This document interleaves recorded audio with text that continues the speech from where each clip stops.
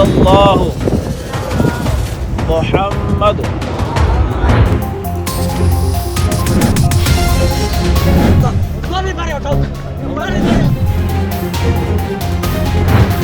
दुख तो हमारे को होता है और किसी को नहीं होता है।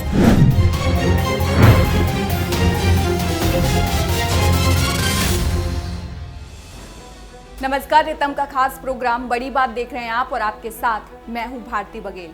आतंकियों को पालने वाला पाकिस्तान इस वक्त अपने इतिहास के सबसे बुरे दौर से गुजर रहा है।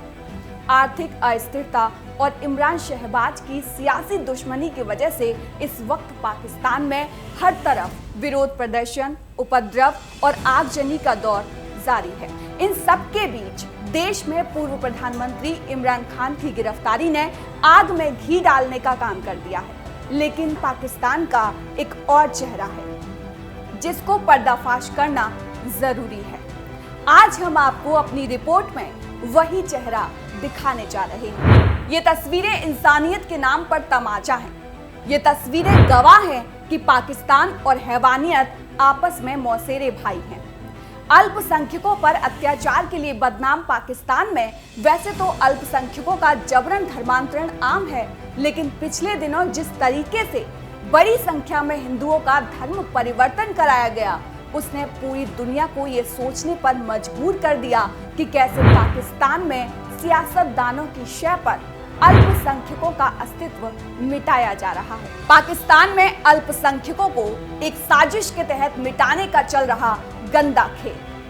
पाकिस्तान से अल्पसंख्यकों का सफाया करने के पीछे है पाकिस्तानी राजनेताओं का हाथ। हिंदुओं का धर्म परिवर्तन कराकर अपने मंसूबे जाहिर कर रहा है पाकिस्तान। पिछले दिनों एक या दो नहीं, पूरे 50 हिंदुओं को एक साथ कराया गया इस्लाम कबूल। द एक्सप्रेस ट्रिब्यून की रिपोर्ट के अनुसार सिंध के मीरपुर खास जिले के विभिन्न क्षेत्रों में रहने वाले 10 परिवारों के कम से कम 50 सदस्यों ने इस्लाम कबूल किया है। इस धर्म परिवर्तन को एक स्थानीय मदरसा बेतुल ईमान न्यू मुस्लिम कॉलोनी में आयोजित किया गया था। लेकिन खास बात यह है कि इसमें पाकिस्तान के धार्मिक मामलों के मंत्री सीनेटर मोहम्मद तलहा महमूद के बेटे मोहम्मद शमरोज खान भी शामिल हुए। इस कार्यक्रम के आयोजक और सिंध में धर्म परिवर्तन का रैकेट चलाने वाले कारी तैमूर राजपूत ने पुष्टि की कि 10 परिवारों ने इस्लाम धर्म अपना लिया है। एक अन्य रिपोर्ट से समझने की कोशिश करते हैं कि पाकिस्तान में कैसे जबरन धर्मांतरण कराने वालों का एक बड़ा रैकेट काम करता है। साउथ एशिया रिपोर्ट के मुताबिक हर साल पाकिस्तान में 1000 लड़कियों को धर्म परिवर्तन कराया जाता है। ह्यूमन राइट्स वॉच के मुताबिक पाकिस्तान में अल्पसंख्यकों का हाल खराब है। सरकार अल्पसंख्यकों को सुरक्षा देने के प्रति लापरवाह है। पाकिस्तान में धर्म परिवर्तन कराने के इस षड्यंत्र में धर्म के ठेकेदारों से लेकर राजनेताओं तक के हाथ सने हुए हैं। यकीन ना हो तो पाकिस्तान में अल्पसंख्यकों के हालात कैसे हैं, ये दर्द वहां के एक अल्पसंख्यक सांसद की जुबानी आप खुद सुन लीजिए। जनाब स्पीकर, बड़े दुख के साथ ये बात करना चाहता हूं, बहुत इक्वल राइट मिल चुके हैं हमें 75 साल में, बहुत ज्यादा मिल चुके हैं। एक तो हमें बड़ा इक्वल राइट मिला कि हमारी 15 साल से कम उम्र बच्चियों को इस्लाम कबूल करवाया जाता है। बड़े इक्वल राइट है जनाब। 12 साल की बच्ची को, महम को पिछले हफ्ते धंधे के जोर पर इस्लाम कबूल करवाया गया। जब मैं थाने पहुंचा तो मुझे डीएसपी साहब कहने लगे कि जी इसने अपनी मर्जी से इस्लाम कबूल किया। जनाब स्पीकर, हाथ जोड़कर मिन्नत करता हूं, जब 18 साल से पहले कैसे बंदा इस्लाम से वाकफियत हासिल कर सकता है? एक बच्चा क्रिश्चियन कम्युनिटी में, हिंदू कम्युनिटी में, सिख कम्युनिटी में पैदा होता है, उसने अपनी क्रिश्चियन, हिंदू या सिख मां का दूध पिया है, उसने बचपन से लेकर अपनी जवानी तक अपने मजहब की तालीम हासिल की है। जनाब स्पीकर, वो कैसे हो सकता है कि 2 दिन में वो, उसको सिपारा भी नहीं आता, उसको कलमा भी नहीं आता, उसको हदीस भी नहीं आती, उसको कुरानी आयत भी नहीं आती। जनाब स्पीकर, वो कैसे मुसलमान हो चुकी? इक्वल राइट्स पाकिस्तान में कैसे मिलते हैं, इस बात का अंदाजा आपको इस वीडियो को देखने के बाद लग ही गया होगा। कहते हैं कि कलमा पढ़कर मुसलमान बना जाता है, लेकिन आप सोचिए कि 1 साल की बच्ची को क्या ही कलमा बोलने आया होगा, जो ठीक से अपना नाम तक बोलना नहीं जानती है। जी हाँ, सही सुना आपने। अभी हाल ही में जो धर्म परिवर्तन 50 लोगों ने किया है, उसमें 23 महिला और एक साल की बच्ची भी शामिल है। धर्म परिवर्तन की खबरों से पाकिस्तान अटा पड़ा है। पाकिस्तान का हिंदू न घर का है न घाट का। वहां धर्म बदलने की मजबूरी, रोजी रोटी और न जाने कब खदेड़ दिए जाने का खतरा हर समय मंडराता रहता है। पाकिस्तान में जबरन हिंदुओं का धर्मांतरण का नापाक खेल खत्म होने का नाम नहीं ले रहा है। पाकिस्तान अपनी सरजमी से अल्पसंख्यकों का नामो निशान मिटाने पर तुला हुआ है। इससे पहले भी पाकिस्तान के सिंध प्रांत से एक वीडियो वायरल हुआ था, जिसमें 60 हिंदुओं का जबरन धर्मांतरण कराया गया। एक तरफ पाकिस्तान की सरकार हर वर्ग को समान अधिकार देने की बातें करती है, तो दूसरी तरफ सरकार के नुमाइंदे के इशारों पर धर्मांतरण का गंदा खेल खुलेआम खेला जा रहा है। मेरे बच्चे की उम्र 13 साल है, उसके बर्थ सर्टिफिकेट आप सब कुछ देख सकते हैं। मेरी बच्ची की उम्र 13 साल है। उसके लिए मैं इतने धक्के खाएगी, इतने धक्के, अभी कोई जगह से इंसाफ नहीं मिल रहा।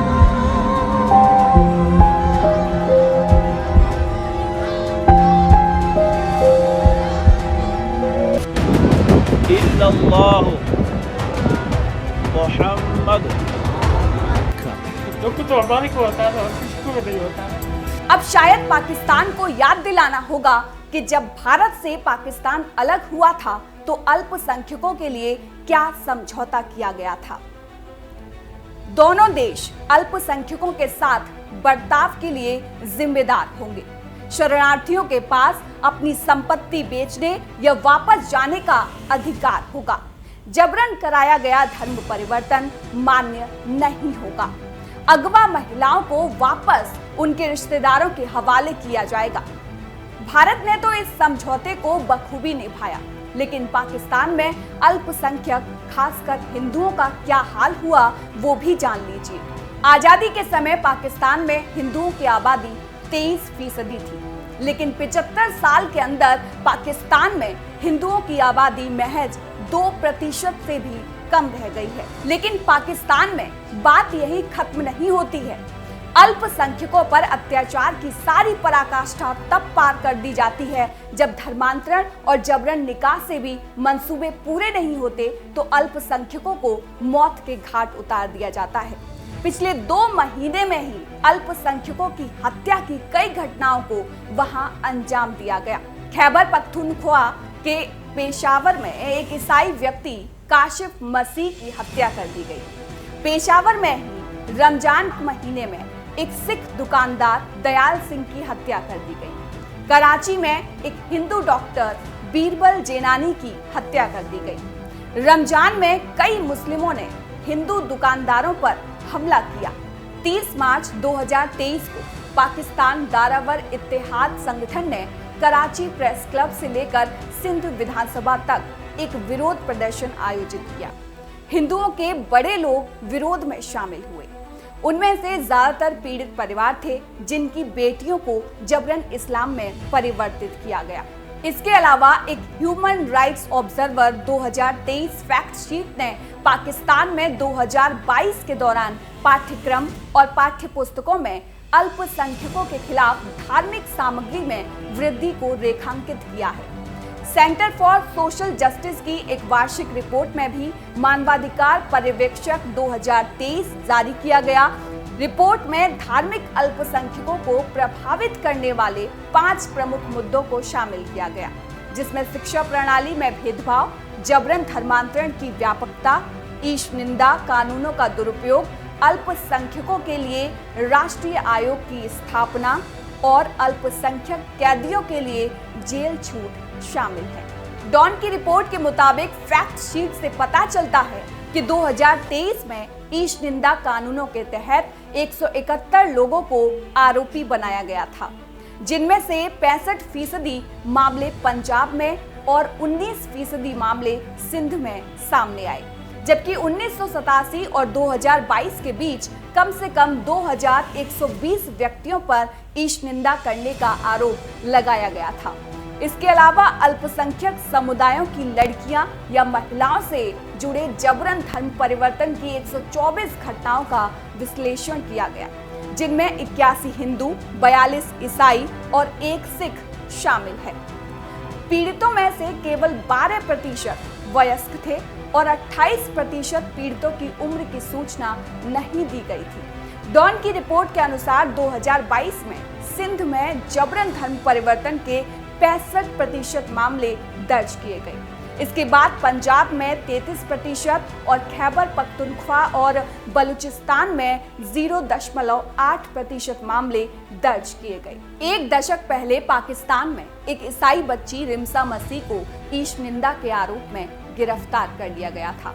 हालांकि अमेरिका और मानवाधिकार कार्यकर्ताओं के हस्तक्षेप के बाद रिम्सा को रिहा तो कर दिया गया था, लेकिन उस घटना का परिणाम ये हुआ कि घटना के बाद से इस्लामाबाद के नजदीक स्थित रिम्सा के गांव से अनेक ईसाई परिवार पलायन कर गए थे।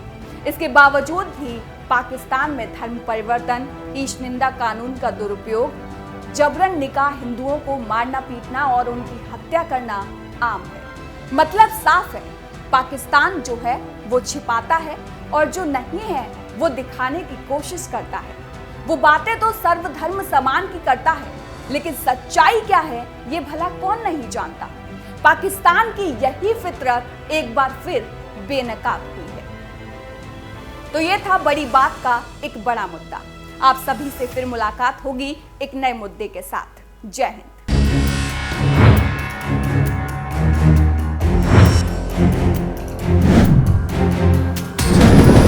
इल्लल्लाहु मुहम्मद।